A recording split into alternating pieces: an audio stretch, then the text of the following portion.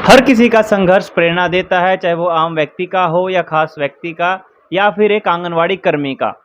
मेरे साथ इस वक्त कमला देवरा मौजूद हैं और कमला देवरा को कुछ दिन पहले टर्मिनेट भी कर दिया गया था। हालांकि अब वापस इनकी नौकरी की बहाली हो गई है और अच्छे से अपनी सेवाएं दे रही हैं।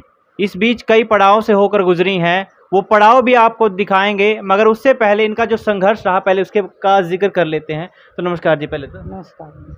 कमला जी, पहले तो बताइए कि आपने लगभग 5 महीने संघर्ष किया, आपने अपनी यूनियन के साथ मिलकर लड़ाई ली, टर्मिनेट किया गया। क्या था उस वक्त जहन में आपके?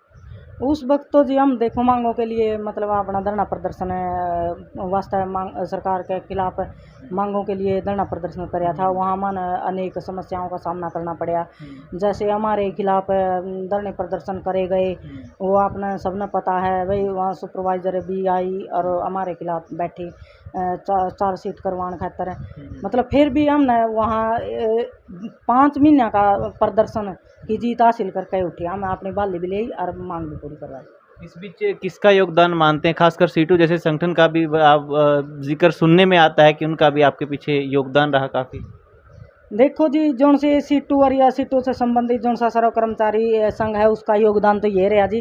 मेरे फ़ोन में आज लग भी सेव है ये जोन से इनके राज्य प्रधान है सुभाष लांबा जी और जोन से महासचिव हैं सतीश सेठी जी।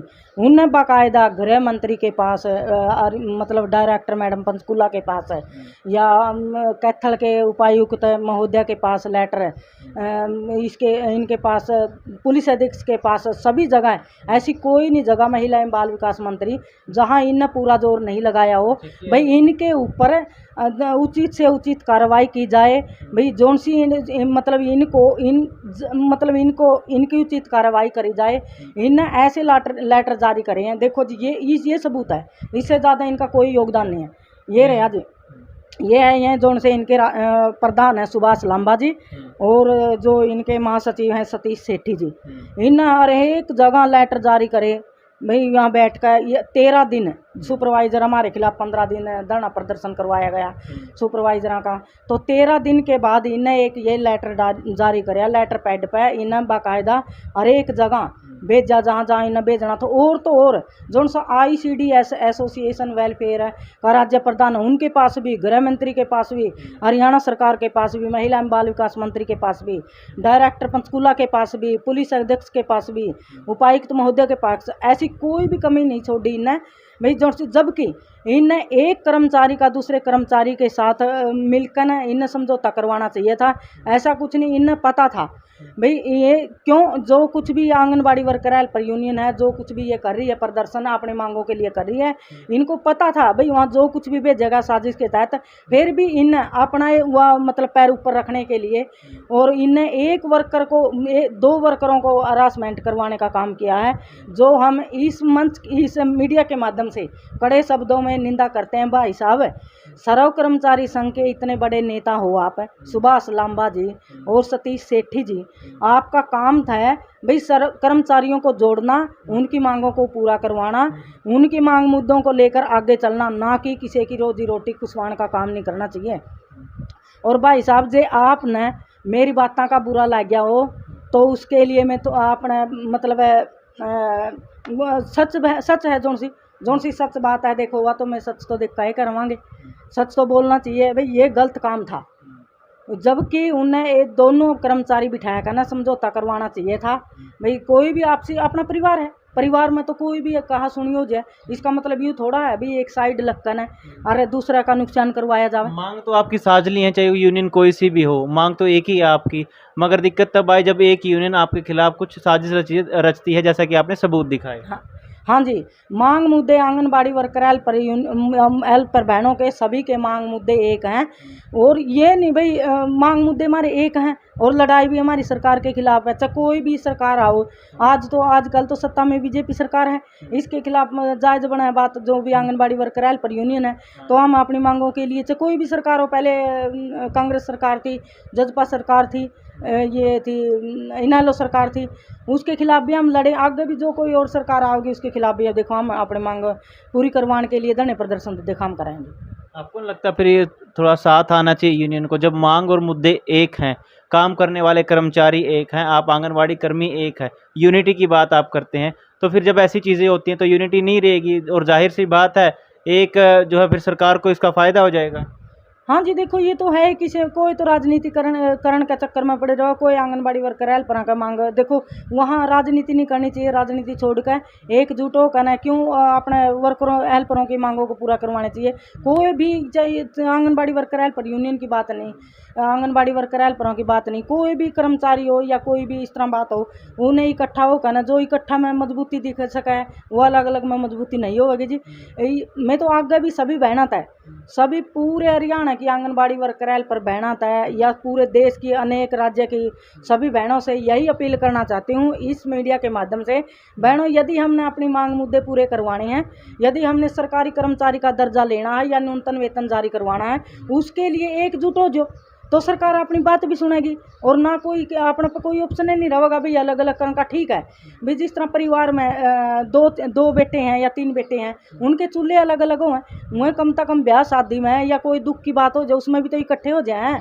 तो यो भी हमारी बहना ने समझना चाहिए भाई, कोई भी मांग मुद्दे हैं तो उसका समर्थन करना चाहिए और उसके पक्ष में बोलना चाहिए। वहाँ एक बहन तो धरना प्रदर्शन कर रही है और एक आराम से अपने घर में बैठी है, तो उन बहनों को घर से बाहर निकल कर ना एकजुट होकर ना लड़ाई लड़नी चाहिए और अपनी मांगों को पूरा करवाने का काम करना चाहिए। अभी भी तो मांगे मान ली गई हैं, सरकार ने मौखिक तौर पर आश्वासन दिया है, जिसके बाद जो यूनियन प्रदर्शन कर रही थी वो भी अपने धरने से उठ गई है। अब नहीं जी, मौखिक रूप से नहीं, जो सा 25 नवंबर की जो सी मांग थी वही पहले वाली मांग, अब भी वही मांग है। वो उनके लेटर कहीं के जारी हो, 1-2 लेटर रह रहा है, वो भी मतलब जारी हो जाएगा। हमने सरकार पर भी पूरा विश्वास है भाई, जो सा हमारी यूनियन के साथ समझौता किया था, जो सी बातचीत हुई थी महिला एवं बाल विकास मंत्री के साथ या हरियाणा सरकार के साथ, उस पर हमें पूरा विश्वास है भाई, उस समझौते को लागू पूरा करेंगे पूर्ण रूप से। और आगे के लिए मतलब मौखिक रूप से नहीं जी हमारी मांग मानी गई, हमारी मांग का लेटर जारी हो गए लिखित रूप में। हाँ, 25 नवंबर ने जो सी मांग मानी थी वही 29 दिसंबर ने भी वही मांग है और आगे भी यही मांग है। आप तय के छुपा जी, आपने पता है सारा, वही 1,50,000 रिटायरमेंट का है, ये जो सा इसमें आंगनबाड़ी सुपरवाइज़र का है, इसमें एज बाउंड का कोई चक्कर नहीं है। एक ये जो सी कोरोना के दौरान हमारी आंगनबाड़ी वर्कर हेल्पर बहनें कितनी मौत के घाट उतर गई, कितनी इस कोरोना महामारी में आया कहना, कितनी ना अपने बच्चे रुलाए, कितना हुआ कर जी, उनका भी थोड़ा सा 50 लाख का था, 50 लाख तो ताकि हमने नहीं मिलेंगे, 20 लाख का जो सा भी क्लेम है ये इस तरह करके ना वो भी हम लेटर जारी हो चुका है। और एक लेटर आज भी जो सी आंगनबाड़ी वर्कर हेल्पर टर्मिनेट हैं, जिनके हरासमेंट हुई है, कोई सेवानिवृत्ति हो गई है, उनको भी लाभ दिलाने का काम आज एक लेटर जारी हुआ है। अब दिल्ली में देखो, अरविंद केजरीवाल बोलते हैं कि जैसा हरियाणा में आंगनवाड़ी कर्मियों को जो लाभ मिल रहा है, आंगनवाड़ी कर्मी हो, हेल्पर हो चाहे उसमें, ठीक है, जो लाभ यहाँ मिल रहा है हरियाणा में, वो पंजाब में भी देने की उन्होंने घोषणा की, ठीक है, और दिल्ली में भी ऐसा नहीं हो पा रहा। दिल्ली में भी आंगनवाड़ी कर्मी प्रोटेस्ट कर रही हैं, हर जगह देखने को मिल रहा है। क्या कारण है हर जगह इनको संघर्ष करना पड़ रहा है? देखो जी, इसका कारण तो एक यूँ है, क्यों वहाँ दिल्ली में भी संगठन कुछ अलग जाकर ना वहाँ घुस गए, उन्हें ये तो पता है नहीं भाई आंगनबाड़ी वर्कर हेल्पर की कम से कम इकट्ठा होकर ना मांग पूरी करवाओ। वहाँ कितना संघर्ष कर रही हैं, कितनी आंगनबाड़ी वर्कर हेल्पर बहनें हैं, उनका संघर्ष में साथ देने की बजाय उन्हीं के खिलाफ खड़े हुए हैं। और वहाँ के CM अरविंद केजरीवाल जी से मेरी अपील है, माननीय मुख्यमंत्री जी आंगनबाड़ी वर्कर हेल्परों के हित में काम करें और उनकी मांगों को पूरा करें, ना कि उन पर झूठे टर्मिनेशन की जाए और झूठे केस करवाए जाएं। इतनी बहन है, इतनी गर्मी, इतनी धूप है, उन बहनों का बुलाकर डेलीगेशन ना उनके साथ बात करो और उनकी मांगों को पूरा करो, ना कि अदरवाइज किसी की बात ना सोचो। यदि अरविंद केजरीवाल वहाँ के माननीय मुख्यमंत्री जी दोबारा भी सत्ता में आना चाहेंगे, वहाँ आंगनबाड़ी वर्कर हेल्पर बहनों की मांगों को सुने। यूँ नहीं भाई सिर्फ आंगनबाड़ी वर्कर हेल्पर हैं, वहाँ 22,000 आंगनबाड़ी वर्कर हेल्पर हैं, उनके परिवार भी हैं, उनके रिश्तेदार भी हैं। एक सरकार तो आंगनबाड़ी वर्कर हेल्पर यूनियन के उस तक बन जाए, रिश्तेदार आता है और आंगनबाड़ी वर्कर हेल्पर के परिवार आता है, कितने वोट हैं उनके। जे अरविंद केजरीवाल ने या आप सरकार ने वहाँ अपनी राजनीति दोबारा लानी है, सत्ता में दोबारा आना है, तो उन आंगनबाड़ी जोन सी वहाँ आंगनबाड़ी वर्कर हेल्पर यूनियन है उनके साथ बातचीत करनी चाहिए और उनकी समस्याओं का हल करना चाहिए। ये तो उनका काम सिर्फ जोन सी वहाँ टर्मिनेट कर रखी है आंगनबाड़ी वर्कर हेल्पर, उनको नौकरी पर लिया जाए, उनको नौकरी पर लेना चाहिए। और उनका इतनी धूप है, इतनी गर्मी है, देखो बीमार भी हुए हैं, सारे काम है जी, देखो घर के भी करने पड़े हैं। वहाँ की सरकार ने उनके बारे में सोचना चाहिए। एक आखिरी सवाल ले लेते हैं कि एक आम आंगनवाड़ी कर्मी को किस तरह की समस्याओं से जूझना पड़ता है रोज़मर्रा के जीवन में, और तमाम उसके ऊपर आरोप भी लगते हैं गांव गोहान से कि राशन ठीक से नहीं वितरित कर रहे, या राशन चोरी के तक के आरोप इस तरह से लगते हैं। क्या जवाब देंगे इन पर आप? देखो जी, ये जोन से गांव की तरफ था या कहीं की तरफ था, जोन सी आंगनबाड़ी वर्कर है पर ये आरोप लगा है, ये निराधार गलत आरोप है। यह सरकार या कोई भी गांव का वो तो ये सोचे जावे ईब एक साल हो लिया ले मना टर्मिनेट हो ही ना, अब आए हैं 350 किलो तो गेहूँ आई है और 220 किलो चावल आए हैं। वो गांव के जोन से वहाँ के बेनिफिशरी हैं या गांव के जोन सी वो लोग हैं, वो ये तो देख लिया भाई इनके पास 7-8 बोरी आएगी गेहूँ चावला की, तो ये यूँ तो नहीं सोचते जे इन्हें डिस्ट्रीब्यूट करेंगे बांटने में जावेंगे, वह तो थोड़ा थोड़ा ही राशन जावेगा, 2-2 2.5 किलो ही राशन एक एक बच्चा का उसमें हिस्सा में आवेगा। वही इकट्ठी बोरी तो पड़ी दिख जाए, वह नहीं दिखते उसमें कितना कबाड़ हुआ है, कितना उसका दड़ाई पिसाई का भी किस तरह काटना पड़ा है। ये निराधार आरोप है जी जोन से आंगनबाड़ी वर्करों पे ये बेचण का चोरी करने का जो भी आरोप है ये गलत है, इसकी हम कड़े शब्दों में निंदा करा।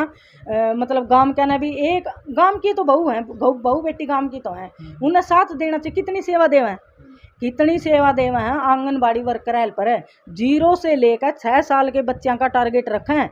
इतना तो आंगनबाड़ी वर्कर रखा नहीं उनका डाटा, इतना तो उनके माँ बापा के पास भी नहीं उनका, यूँ नहीं होता। आधे तो माँ बापा ने यूँ भी नहीं पता होता भाई हमारे बच्चे की डेट ऑफ बर्थ के है। गर्भवती पहले गर्भवती हो 2-3 महीने की गर्भवती हो उसे टाइम आंगनबाड़ी अपने रजिस्टर में डाटा फीड कर लिया, उसका भी आज इसका ये टिक्का लगेगा, आज इसने ये देना है, इसके लिए क्या खाना है क्या पीना है, वजन भी कराएं, उसने बुला कर राशन भी देवें। उसका इतने पहला बच्चा पे सरकार के द्वारा जो उनसे 5,000 रुपये मिले हैं उसका भी लाभ दुआवा। आगे लड़की हो जैसे उसका 1 लाख रुपया आपकी बेटी हमारी बेटी का भी देवे और टिक्कियाँ का भी करा। कितने तो काम कराएं, एक सिर्फ राशन का काम तो को नहीं है, आपने वो भी तो देखो भाई कितनी फैसिलिटी देवें। और उसमें भी राशन में भी क्या राशन का मैंने आपने बता दिया जी। ये निराधार आरोप हैं जो सी आंगनबाड़ी वर्करों पे लगा। आपका जो संघर्ष रहा है तो इसमें आप किसको श्रेय देना चाहेंगी, और क्या अब तक आपकी मांगों को कोई ठोस रुख इख्तियार हो चुका है या अभी भी कुछ बाकी है? इसका सबसे पहले तो श्रेय मीडिया कर्मचारियों का बहुत बहुत धन्यवाद जिन्हें कवरेज करी, जो हमारी सच्चाई थी जो सी वो सच्चाई दिखाई। मीडिया कर्मचारियों का, पत्रकारों का, अन्य संगठनों का, तमाम आंगनबाड़ी वर्कर हेल्परों का, सभी का तहे दिल से धन्यवाद करूं जी। मेरी सिर्फ ये मेरी अकेली की लड़ाई नहीं थी, ये पूरे मतलब संगठना की सबकी लड़ाई होगी थी जी, जिसमें हमने जीत हासिल करी। वहाँ से हमने अपनी मांग भी मनवाई और अपने बाली लेके भी उठे। इसमें विभाग का भी धन्यवाद है जी, कैथल प्रशासन का भी धन्यवाद करते हैं और तो के सरकार का भी धन्यवाद करते हैं।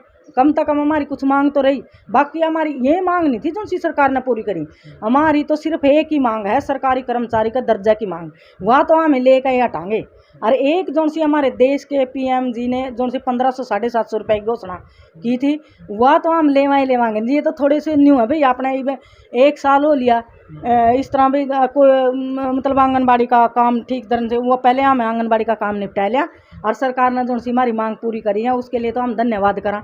उनने तो हम ले लिया पहला पूर्ण रूप से लागू करवा लिया, आगे फिर हम तालमेल कमेटी बनाकर फिर बैठ जाएंगे 1500 750 रुपये के लिए और सरकारी कर्मचारी का दर्जा के लिए दोबारा से फिर बैठेंगी। हाँ दोबारा से फिर बैठेंगे जी, जब तक सांस है नहीं आखिरी सांस तक लड़ांगे जी।